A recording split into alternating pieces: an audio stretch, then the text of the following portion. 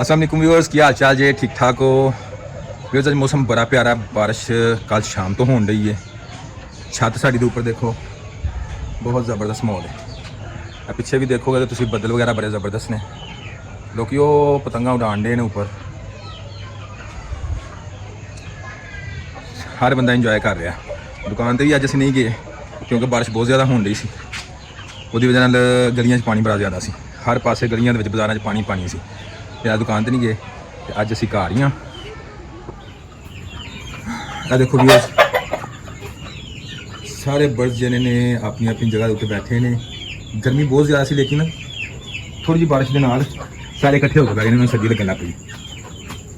आ देखो नीचे भी देखो, आ भी देखो, आ चूजे जिहड़े ए जगह के उत्ते सन, उन्होंने असां उत्थों लिया के ते इत्थे आ वड्डे पिंजरे दे विच शिफ्ट कर दिता है।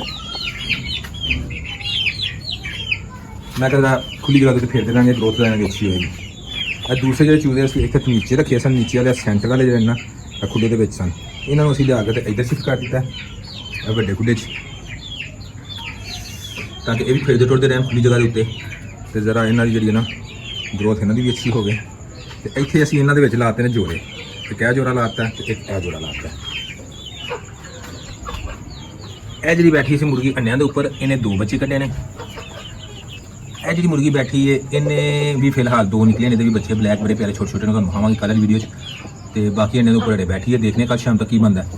अगर इन्हें बच्चे वगैरह कल होर कढ़ दिते तो ठीक है, नहीं फिर अंडे चेक करा। वो देखो एक बच्चा बाहर आया जी,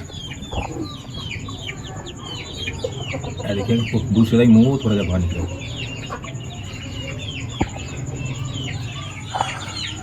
यह वाले साढ़े पुराने 3 पट्ठियां तो 1 पट्ठा। यह साडा जोड़ा चीना, काला चीना तो ब्राउन चीना। चलो बहरहाल तुहानूं मौसम के हिसाब के नाल शौक करवा दिता है अज का। तो हुण चलिए थल्ले, तो थल्ले जाके कोई खान पीन वाला काम करिए। थल्ले आ गए असीं, बच्चे सारे देखो कर लगे। अभी अभी ये क्यों हो रहा है पापा?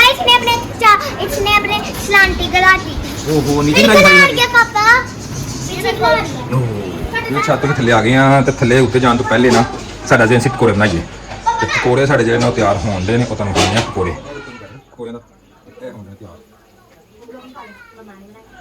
जिन्नी देर पकौड़े तैयार होंदे ने, असीं यूट्यूब के उत्तों, अच्छा जी, असीं यूट्यूब के उत्तों जिहड़ा ना वो कोई मिठा जिहड़ा उसदी रेसिपी कढ के तो वो भी सर्च कर लईए, ताकि वो भी बनाइए बाद दे विच। व्यूअर्स इत्थे बह जन्ने आ ते बह के सर्च करने आ कोई मिठा, ते मीठा बनाने हुण। उस तो बाद सर्च करने तो बाद सानू ना जी चीज़ सही लगी है ना मेरे दिल में, वो लगी है कि असीं बनाइए मैदा ते सूजी दियां टिक्कियां। तो वो रेसिपी देख रहा वा, वो बनाने ये देखो यह चीज़ ऐसा तैयार होनी है। तो यूट्यूब तो सर्च कर लीए, उन्होंने वेख के तो असीं बनाने ये नाल दी। जो बैटर साडा तैयार हो गया तो असीं बनाने लग पे, तुहानूं दिखाने चेक कराने। यह बैटर है, यह व्यूअर्स जिहड़ा ना तैयार होण दे ने, पता नहीं तैयार होने बड़ा तैयार होने दिया। जो रेसिपी तो असीं होर कोई वेखी सी इहदी, लेकिन हुण साडे कोल बन कुछ होर गया। तो हुण असीं आप ही इहदा नाम रखना है, तो असीं इहदा नाम रख लैने आ मीठी की रखिए। तुसीं सजैस्ट करो मैनूं कि इहदा नाम असीं रखिए की। जी व्यूअर्स यह वेखो असीं सारा कुछ बना लिया है, तो हम खान लगे हैं, इंजॉय कर लगे हैं। सारे बच्चे रह गए हैं लैन दे नाल, ठीक है। सारिया चीज़ा ने पकौड़े चाय, तो यदा असीं नाम रख लिया है ये मिठियां पूड़ियां ने जी, ठीक है जी।